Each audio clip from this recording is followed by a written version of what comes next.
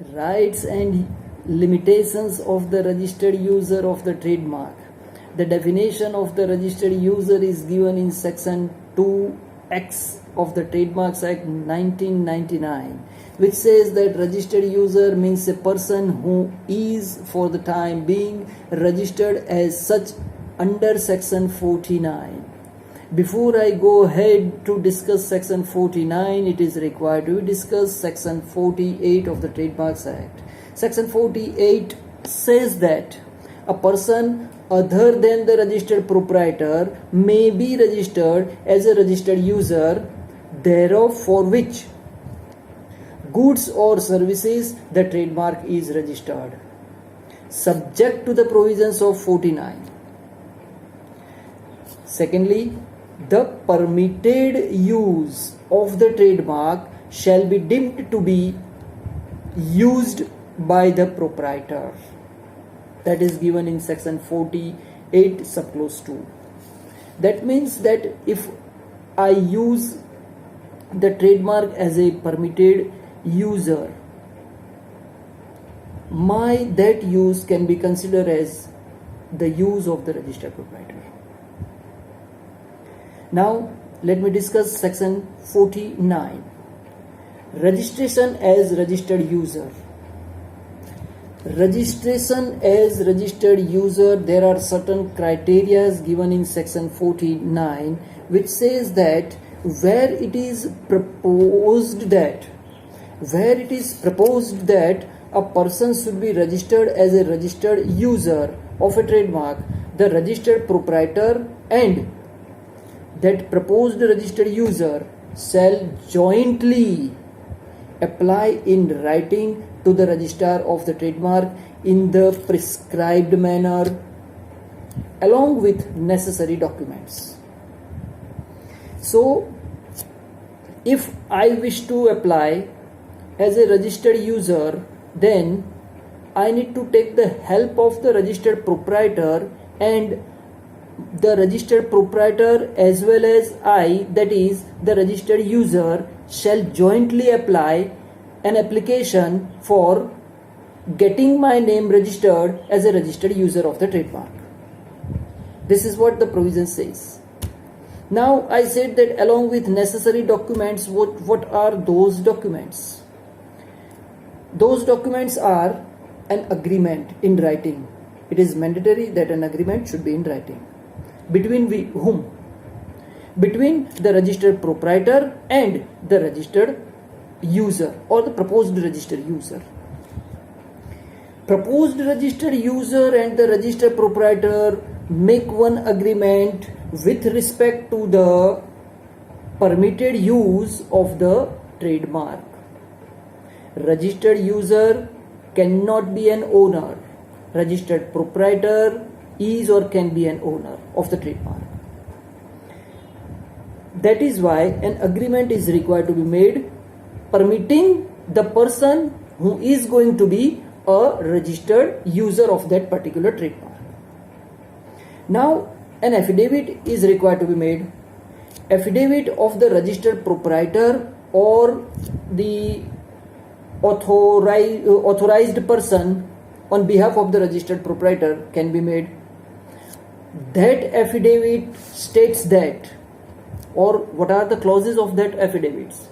So first clause or first point of that affidavit says that the affidavit is about or in respect of relationship between registered proprietor and proposed registered user.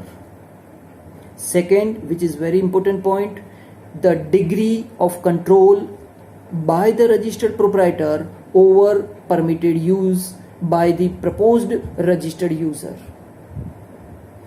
Third point, whether the proposed registered user is sole, that is only registered user, or there are any other registered user. Next point, the goods or services in respect of which registration is proposed.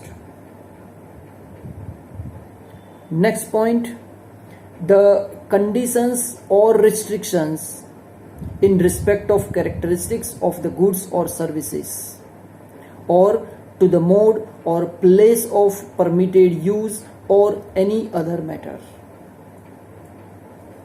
Period of use, which also plays very important role, or without limitation of that period. That clause has to be mentioned. Or any other documents required by the registrar. Certain documents, these are the documents or these affidavit and agreement along with these conditions, all these documents should be given to the registrar. Complying of these documents, registrar may follow the following procedures or the next procedure. The next procedure is registrar may issue the notice. To whom? In the case of more than one registered user, there is possibility that there are more than one registered users. So in case it is, then registrar may issue a notice to the registered users other than the applicant. Other than the applicant, that means who is not registered user till the date of the application, and the registered proprietor. So registrar may issue a notice to the registered proprietor as well as the other registered user.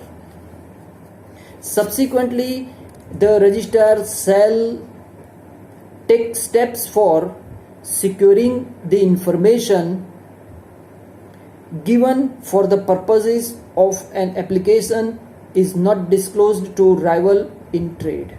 That is mentioned in section 49 subclause 4. Registrar shall take steps for securing that information given for the purpose of an application is not disclosed to rivals in trade. Registrar may take necessary steps in this regard. Now, what are the rights of registered users? The rights of registered users are mentioned in section 52. 52 subclause 1 says that registered user may institute proceeding for infringement action in his own name as if he were registered proprietor. In that proceeding, registered proprietor should be joined or added as a party, as a defendant, but he shall not be liable for any cost unless he takes part in the proceeding or he enters as an appearance. Section 53 is not applicable to the registered proprietor, even though the registered proprietor is or can be considered as permitted user. The reason is this: section 2(1)(r) subclause 2. This is the reason, and which is mentioned in section 53. Section 53 says that section 53 says about subclause 2 of section 2(1)(r), which is permitted user other than the registered proprietor. That is why section 53 is not applicable to the registered proprietor. Section 53 says that the permitted user have no right to institute any proceeding for an infringement. Permitted user who is not registered proprietor has no right to file any action for infringement, because he is licensee. he is not registered proprietor. And that is why this section 53, is not applicable to the registered user. Now section 54 says about limitations. Section 54 says that registered user has no right. Registered user has no right to assign or transmit the trademark. Registered user has no right to assign or transmit the trademark. Below that section, explanation 1 is given, which says that the right of registered user of a trademark shall not be deemed to have been assigned or transmitted within the meaning of section 54 of the case in case of where registered user as an individual enters into a partnership firm with any other person. Where a registered user as an individual capacity enters into any partnership with any other person, but in any such case the partnership firm may use the trademark only for so long as, this is very important, only for so long as the registered user is a member of that firm. Meaning thereby, if that registered user is not the member of that firm, or he resigns from that partnership firm, the trademark cannot be used by that partnership firm. Second point, if the registered user who is originally a partner of the firm continues to be a partner of the reconstituted firm, the reconstituted firm may use the trademark. These are the criteria given in the section 44 explanation 1. Now, whether the registration of a person as a registration as a person as a registered user can be cancelled or varied. The question is whether the registration of a person as a registered user can be varied or cancelled. The answer is yes, it can be. The registration of a person as a registered user can be varied or cancelled. Under which circumstances or under which criteria? It can be varied or cancelled by the registrar of the trademark. Under section 50, the criteria are given in the provisions of section 50 of the Trademarks Act 1999. There are 2 points. One is for being varied. The other is for being cancelled. Now for being varied. For being varied, the registered proprietor has to make an application in the prescribed manner to the registrar of the trademarks to vary the registration of a person as a registered user as per the provisions of section 51A of the Trademarks Act 1999. This is one point. Second point is in respect of cancellation of the registration as registered user. Who can make the application for it?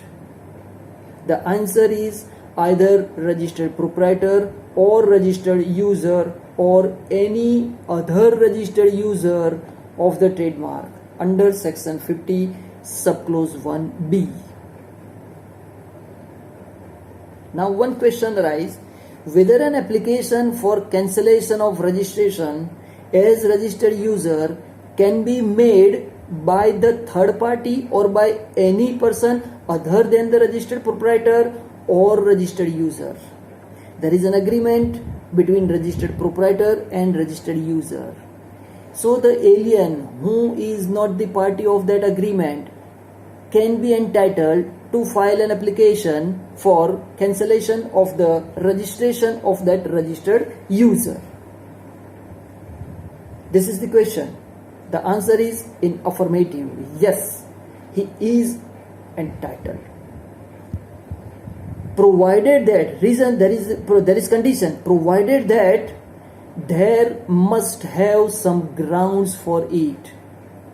The grounds are: A, the registered user has not used the trademark as per the terms of the agreement. The registered user has not used the trademark as per the terms of the agreement, or he uses in such a manner which causes or is likely to cause confusion or deception. B, that the proprietor or registered user misrepresents or has failed to disclose the material facts before for registration. If such facts had been disclosed, the registrar of the trademark would not have been justified the registration of such registered, that the circumstances have changed since the date of the registration, and no justification of registration would be made at the time of making an application for cancellation.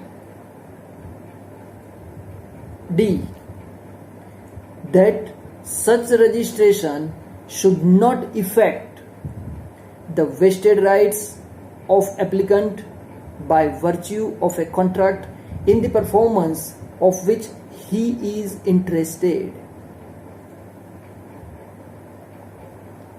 Next question would be whether the registration can be cancelled by registrar suo motu. The answer is yes, there is some condition, provided that there should be a ground that any stipulation in the agreement between the registered proprietor and the registered user regarding the quality of goods or services in relation to which the trademark is to be registered is either not being enforced or is not being complied with. This is the condition, and so that registrar can take action suo motu by cancelling the registration of the registered user. Now there is certain provision is the provisions is there is procedure. The procedure is when the application is made for varying or cancellation, the registrar shall issue notice in the prescribed manner to the registered proprietor and each registered user if there are more than one, but not to the registered user who is an applicant of the trademark. The registered proprietor shall be given an reasonable opportunity of being heard before cancellation of the registered user, before cancellation of the registration under section 50 of the Trademarks Act 1999. Opportunity of being heard is to be given. Now I am talking about section 57 of the Trademarks Act 1999 in this regard. Section 57 is not at all prejudiced as far as section 50 of the Trademarks Act is concerned. Section 57 is in respect of rectification proceeding or for cancelling or varying The registration of a trademark, section 57, is related to rectification proceeding. Section 50 is not at all related to the rectification proceeding of the registration of the trademark, but it is related to the cancellation proceeding of the registration of a registered user. So this is the different, and that is why there is no prejudice as far as section 57 of the Trademarks Act is concerned. Further, I am also going to discuss 136, section 136 of the Trademarks Act, which says that registered user to be impleaded in certain proceedings. Section 136 says that in rectification proceedings of a registered trademark covered under chapter 7 or in appeal proceeding challenging the order passed by the registrar before IPAB board under section 91, the registered user who is not applicant under chapter 7 or under section 91 shall be made a party to the proceedings, and such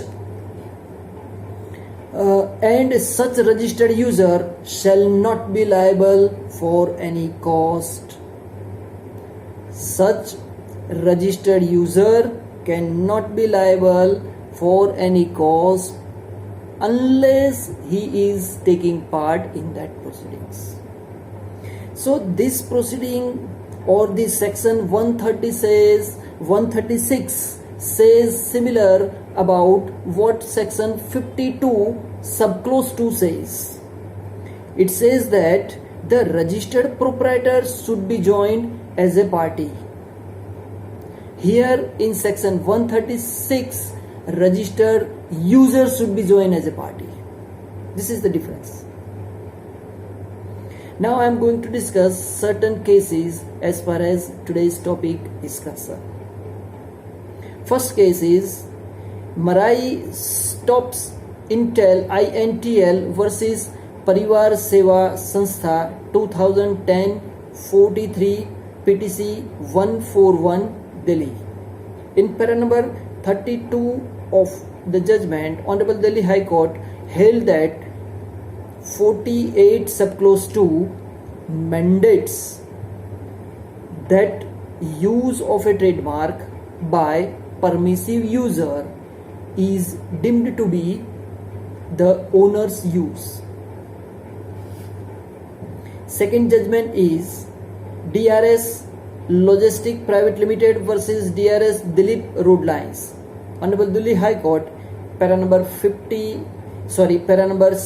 and para number 20 of the judgment, it was held that the defendant number 1 has no right to use the trademark of the plaintiff without being registered user. If the defendant number 1 is not registered user, he cannot use the trademark. Third judgment, Joint Secretary to the Government of India and others versus Messrs Food Specialities Limited. This is little bit different as far as the topic is concerned. However, registered user term is involved, and that is why I incorporate or I discuss this judgment here. The respondent was registered user of certain trademarks of Nestle's. Now Nestle's product in India, definitely in India, it was held by Honorable Supreme Court that the value of the Nestle's product, the value of the Nestle's trademark cannot be added. The value of the Nestle's trademark, there are number of trademarks registered in favor of Nestle in India, and the value of that trademark cannot be added to the wholesale price charged by the respondent, that is registered user of that Nestle company, to Nestle for the purpose of computing the value of the goods manufactured by respondent in assessment to excise duty. The value of the trademark cannot be added in the wholesale price as far as assessment to excise duty is concerned. This is the crux of this judgment. Now, fourth judgment is J.K. Jain and others versus Ziff Davis Inc. 2000 PTC 244 DB of Honorable Delhi High Court. Division Bench of Honorable Delhi High Court held that an ex-licensee having taken the benefit of an agreement with the licensor is stopped from registering an application for an injunction by the licensor after termination of the agreement between the parties. The ex-licensee has no right to take any action after the termination of the agreement. Now, the fifth judgment is Eaton Corporation versus BCH Electronic Limited, Honorable Delhi High Court, in case CS (OS) original side number 156 of 2012. In para number 85, it was held that ex-licensee is not at all entitled to claim the ownership. Ex-licensee cannot claim the ownership of a trademark, nor he is permitted by law to file an application for registration of the trademark in his name, nor is he entitled to file the petition for rectification of the same trademarks in which ex-licensee was using the trademarks as a permissive user. Otherwise, it would amount to fraud and misrepresentation on the part of that ex-licensee, that is registered user. The ex-licensee under no circumstances can declare himself as owner of the trademark to claim the concurrent user as per scheme of the act. He cannot claim as concurrent user.